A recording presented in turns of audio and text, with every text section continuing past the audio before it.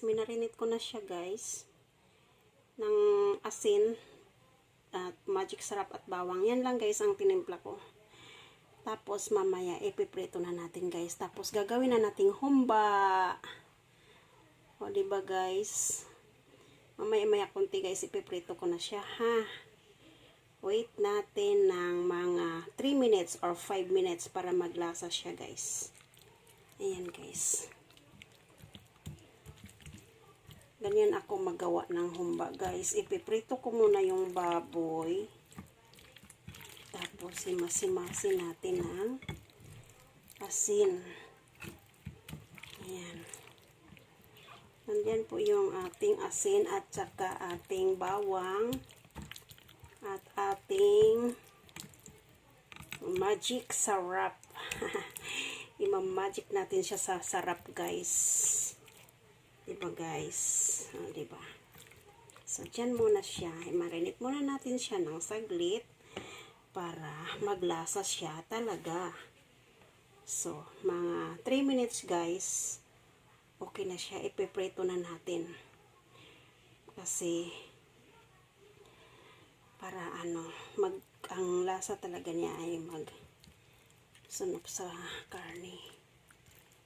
Yan. Siya guys. So ngayon guys, papad muna natin saglit.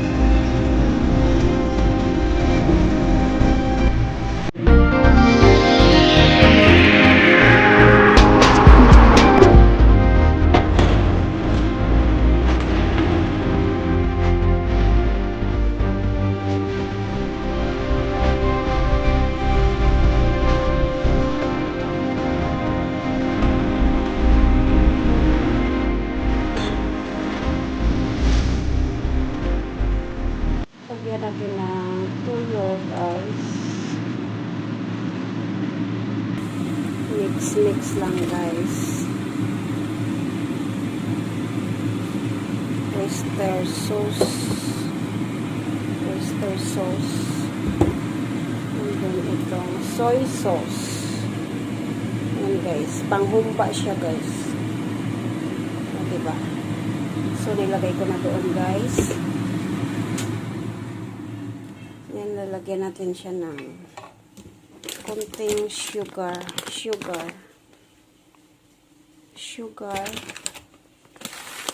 Mix lang. Then,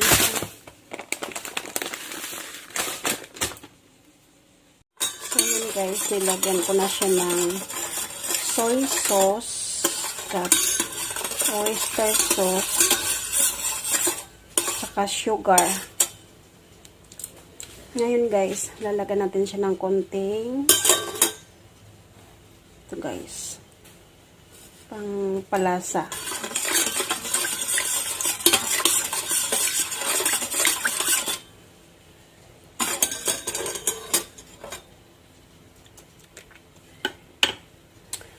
Add more sugar, guys. Add more sugar.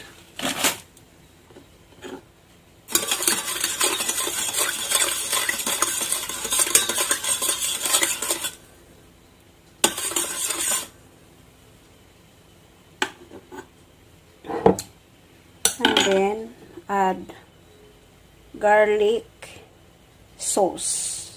Chili garlic sauce.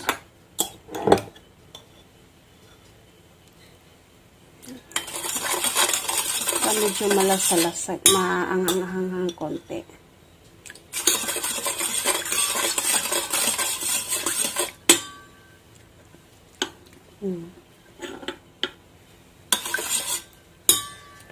And then I put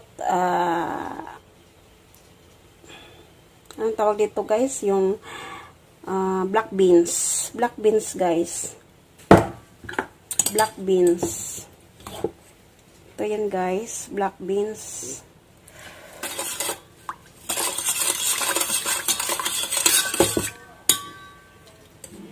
Black beans, guys.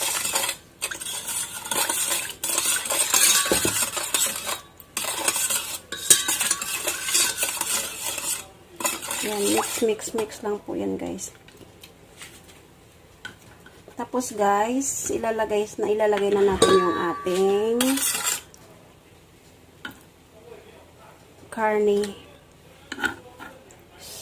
guys. Yung hiniwa natin na karne, guys, ilalagay na natin dyan. Yung karne, guys, binabad ko na kanina yan ng garlic, tsaka salt. Yan, binabad ko na siya. Tinanggalan ko lang siya ng mantika. Ayan, guys. Para siyang humba. Ayan, tapos ipapakulo na natin yan sa doon, guys. Tapos i-add na natin yung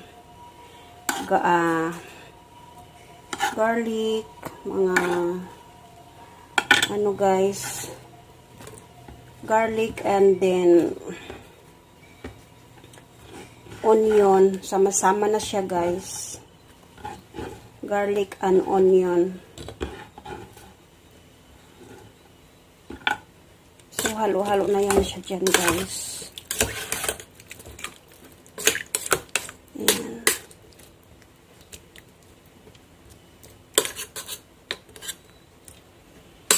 Ayan, guys. Masarap na yan siya, guys. Pagka maluto na yan siya, guys. So, ngayon, guys, ilalagay na natin siya sa ating tiengko. So, ayan na, guys. Templado na siya, guys. Templado na siya. Kaya, ilalagay ko na siya dito, guys, para lumambot na siya, guys. Sa tiengko, guys. Papalambutin na lang natin siya. Yan, lalambot na yan siya dyan, guys. Mamaya, mga 1 oras.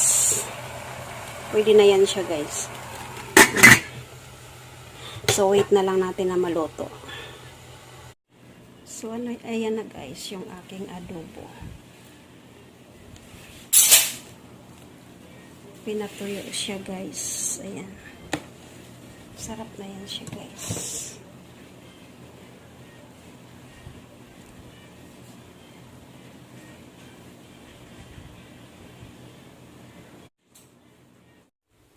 So, ito na, guys. Ito na yung pinalambot ko doon sa tiengko. Ngayon, guys, ililipat ko siya dito, guys, para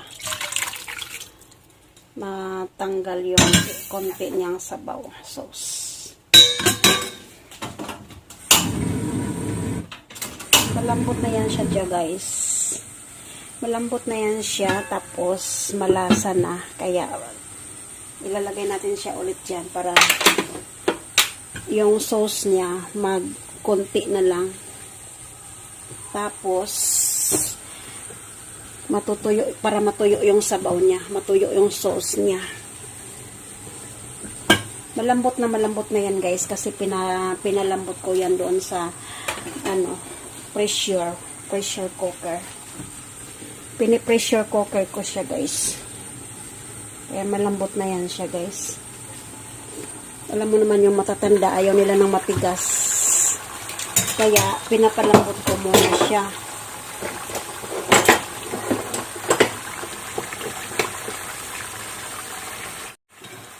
So ito na yan guys. Na pressure cooker na yan siya guys. Nilipat ko na lang siya dyan. Para mas lalong magsip-sip yung laman, ang sauce sa loob sa laman ng karne. Yan.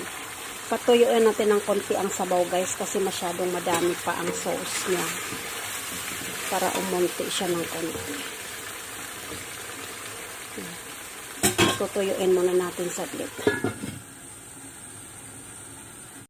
So, tignan natin. Ayan na guys. Natuyo na siya guys.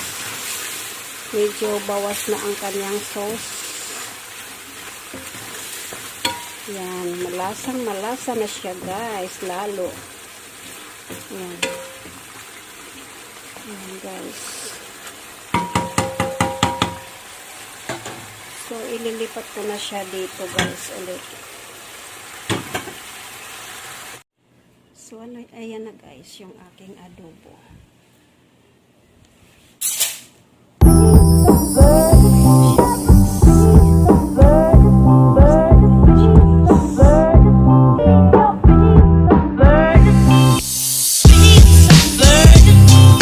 So, thank you for watching guys. Sana nag-enjoy kayo sa aking mga video. Please don't forget to subscribe my YouTube channel, Jocelyn's Vlog, OFW Taiwan. Like, share, comment, and click the notification bell para updated kayo palagi sa aking mga video. Salamat guys. Have a nice day everyone. God bless. Bye-bye. See you on my next vlog. So, thank you.